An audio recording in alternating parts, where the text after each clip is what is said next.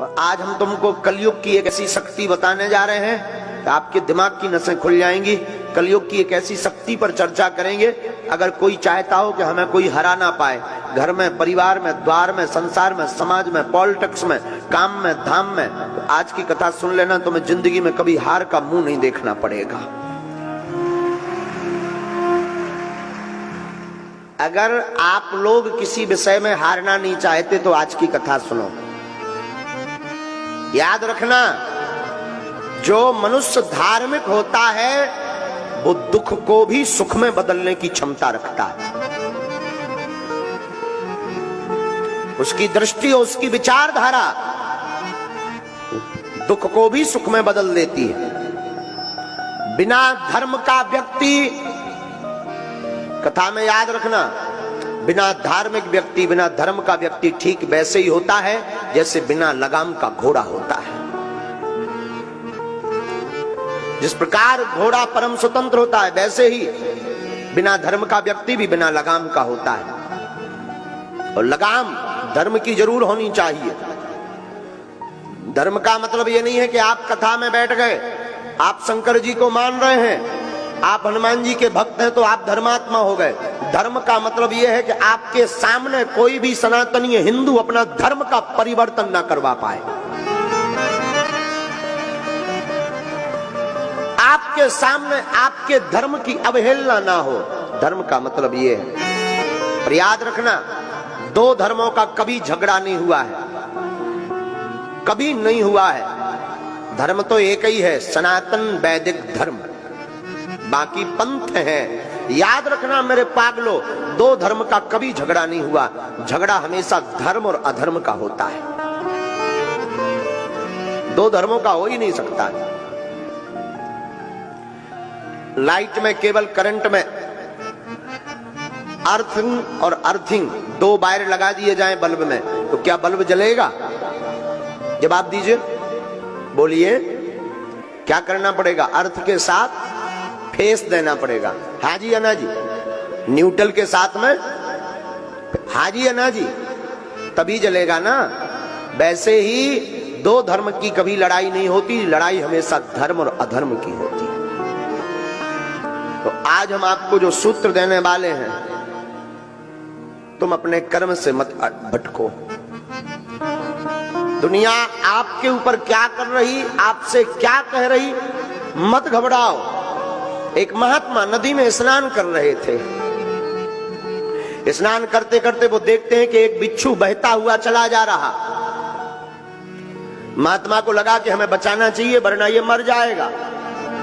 महात्मा ने अपना हाथ लगाया, बहते हुए बिच्छू को हाथ पर रखा और फेंकने की तैयारी की तो उसने डंक मार दिया, काट दिया। महात्मा के हाथ से बिच्छू गिर गया। महात्मा ने हाथ फटकारा, फिर वो बिच्छू भागने लगा, बहने लगा। महात्मा ने फिर हाथ लगाया और हाथ पर रखा। वो बिच्छू ने फिर काट दिया, वो फिर गिर गया। महात्मा ने फिर हाथ फटकारा।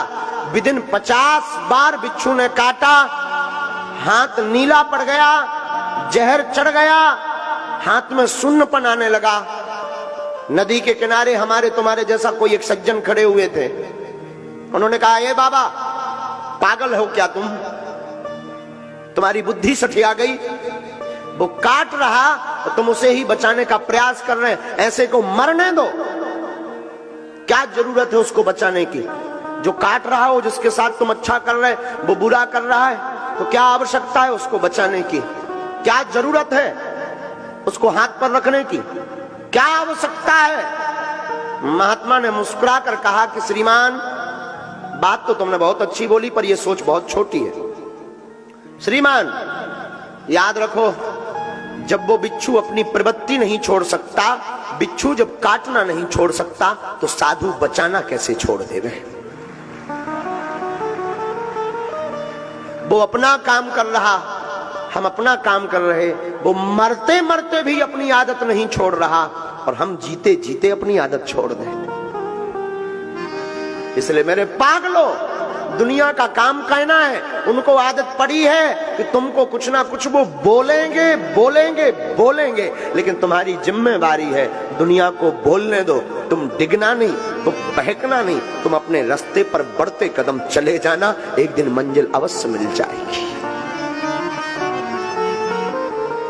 चाहे वो मंजिल परमात्मा को पाने की हो, या वो मंजिल आपकी जिंदगी की हो, या कोई पद पाने की मंजिल हो, या प्रतिष्ठा पाने की मंजिल हो, या भगवान को पाने की मंजिल हो, लोगों को कहने देना, लोग कहते रहेंगे, तुम बढ़ते जाना और एक दिन मंजिल पा जाओगे मेरे पागलों। आदत मत छोड़ना, लोगों के कहने पर तुम बहक मत जाना, लोगों को कहने पर तुम हट मत जाना। याद रखना, अहिंसा धर्म है, अहिंसा ना करो, बहुत अच्छा है, लेकिन धर्म पर कोई घात करे और चुप बैठो तो ये भी पाप है। धर्म पर कोई घात करे तब बोल देना चाहिए ये भी धर्म है। वो सूत्र जिसके लिए तुम बैठे हो, उस सूत्र का नाम है एकता। क्या नाम है? जोर से बोलो ना, पीछे वाले। त्रेतायाम मंत्रम शक्तिश्च ज्ञान शक्ति कृते युगे, द्वापरे युद्ध शक्तिश्च संघे शक्ति कलियुगे। त्रेता युग में मंत्र की शक्ति थी, सतयुग में ज्ञान की शक्ति थी। जो त्रेता में मंत्र जानता था वो बलवान था, सतयुग में जिसको ज्ञान था वह बलवान था। पर द्वापरे युद्ध शक्तिश्च, द्वापर युग में जो युद्ध जीतने की कला जानता था वह बलवान था। लेकिन कलयुग में ये तीनों नहीं है, कलयुग में संघे शक्ति कलयुगे, कलयुग में एकता ही शक्ति है, वही बलवान है। जिसकी एकता वो बलवान। इसलिए साधुओं, एकता चाहे घर की हो, परिवार की हो, भाई भाई की एकता हो, या फिर समाज की एकता हो, अथवा हिंदुओं की एकता हो, जो एकता पर बल देता है उससे पूरी दुनिया हार जाती है। कलयुग का प्रभाव, कलयुग में जिसकी महिमा है वो एकता की।